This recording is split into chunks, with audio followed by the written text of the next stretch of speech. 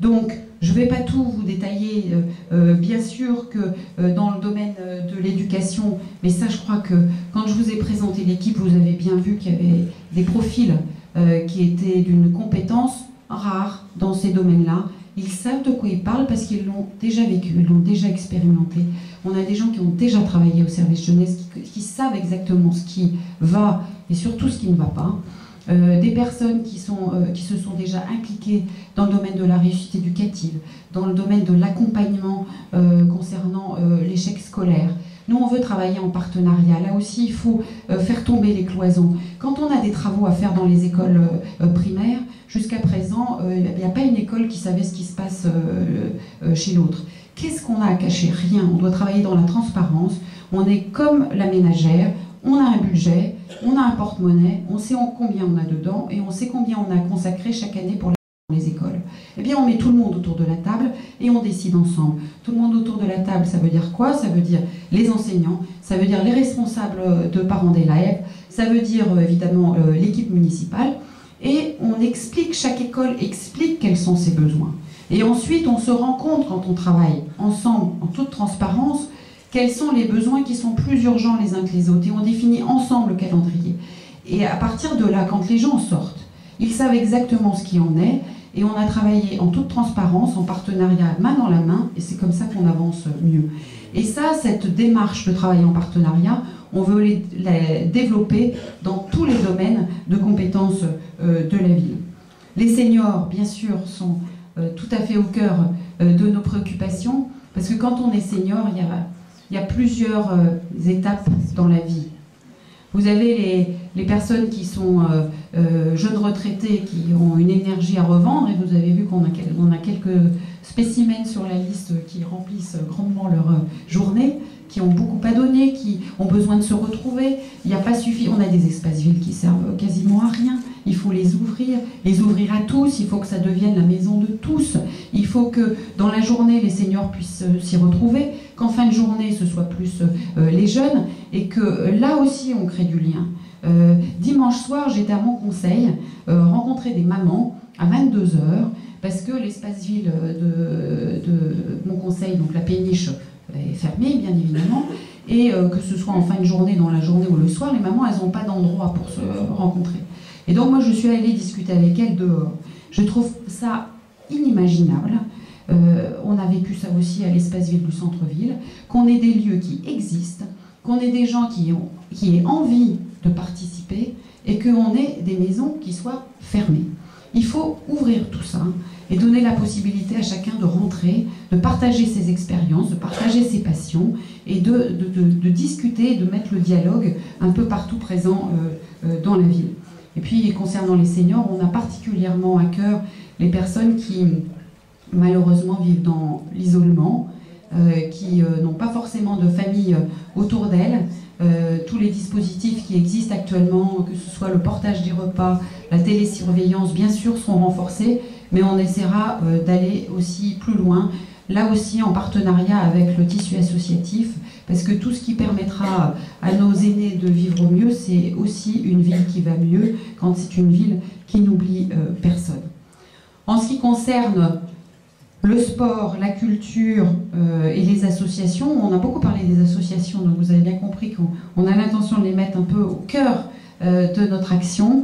Encore une fois, on a un tissu associatif qui est très riche. On veut créer cette fameuse association, maison des associations que tout le monde attend depuis longtemps, de manière à ce qu'elle devienne un lieu de ressources et d'information, où chaque association pourra trouver aide et conseils pour le montage de dossiers, mais aussi le financement d'un certain nombre de projets.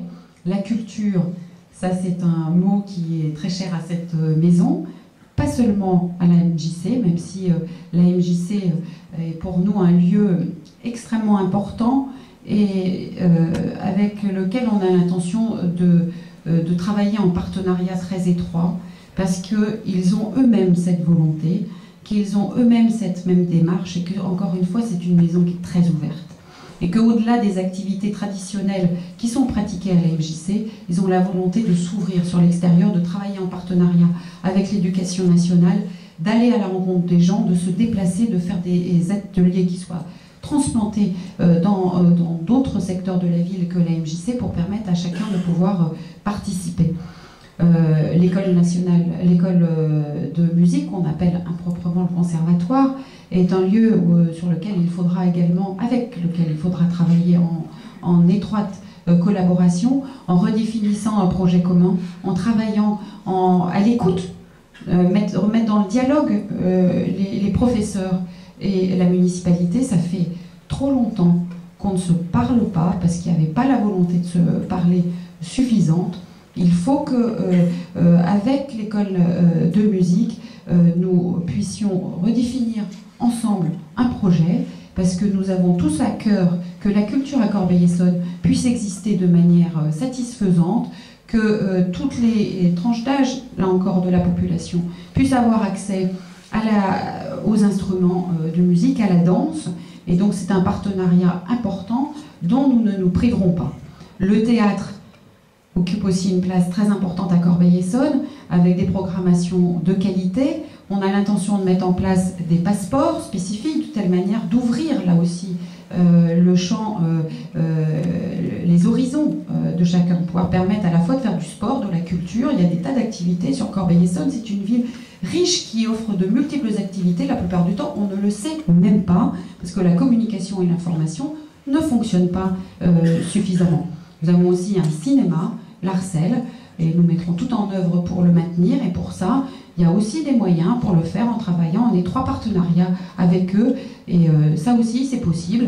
Et d'ailleurs, je sais qu'au niveau des commerçants, dans le cadre de la création de la carte cœur de ville, ils ont commencé ce partenariat étroit. Alors on me fait signe que je suis priée d'accélérer un peu le mouvement. Alors je vais accélérer le mouvement en vous disant simplement, désolée si j'ai pas pu tout dire, hein, moi je suis très bavarde, à vous dire simplement que nous nous engageons à travailler dans la durée et la sérénité. On n'a pas l'intention, si vous nous élisez, de démissionner l'année prochaine, on vous le dit très clairement. Si vous votez pour nous, vous en aurez pour jusqu'à la fin du mandat. On n'a pas l'intention de s'arrêter en cours de route. On a l'intention, et c'est un engagement de notre part, vous l'avez compris, je l'ai suffisamment développé, à travailler dans l'indépendance. Personne ne guidera nos choix et nos actions en dehors de ça, c'est-à-dire notre projet. C'est ça qui guidera d'autres actions. C'est la concertation qu'on aura avec vous, mais certainement personne qui tirera les ficelles derrière. Ça, c'est très clair. On s'engage à travailler dans un esprit démocratique. Je vous ai donné plusieurs exemples qui vont jusqu'au référendum d'initiative locale. On s'engage à travailler en toute transparence, parce que quand on est des élus et qu'on travaille sérieusement, on n'a rien à cacher. Et on s'engage à travailler dans la proximité, parce que les élus, si vous nous choisissez, eh bien nous avons pris l'engagement d'être des élus de proximité sur le terrain et à votre écoute. Pour terminer, je vous dirai tout simplement que nous avons la volonté d'agir, la détermination de réussir pour notre ville et l'envie de travailler ensemble et à votre service. Vous pouvez compter sur nous, vous pouvez compter sur notre passion pour construire avec vous l'avenir de Corbeil-Essonnes. Je vous remercie.